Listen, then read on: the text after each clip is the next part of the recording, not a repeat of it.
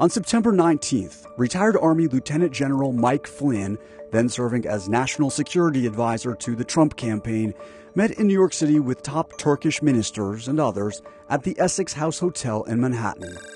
Among the topics, according to people briefed on the meeting, and former CIA Director James Woolsey, who was also in attendance, removing a Muslim cleric from the U.S. to Turkey.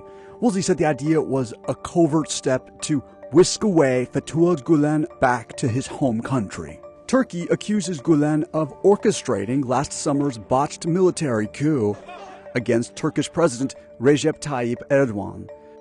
A spokesman for Flynn disputes Woolsey's account of the meeting in New York. More on that, but first, here's the backstory. In 2014, Flynn left his job as director of the Defense Intelligence Agency. He founded Flynn Intel Group, a consulting firm that represents international and U.S. clients. Last year, Flynn became an early champion of then-candidate Trump and outspoken critic of then-candidate Hillary Clinton. They knew that they were going to take highly classified information and move it on to a unclassified system that was not protected.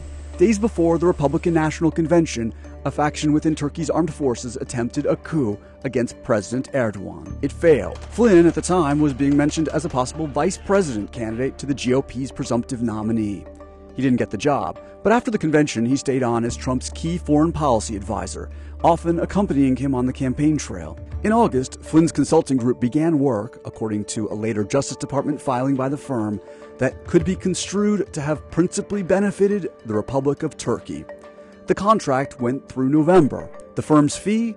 More than $500,000. In September, James Woolsey began advising the Trump campaign. Woolsey says he was asked by the chairman of Flynn Intel Group to join the meeting with Turkish officials at the Essex Hotel.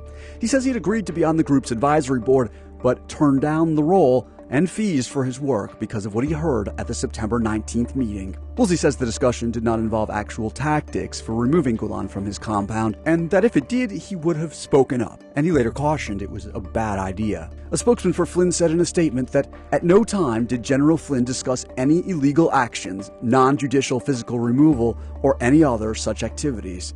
Around a week after the presidential election, Trump offered Flynn the job of National Security Advisor.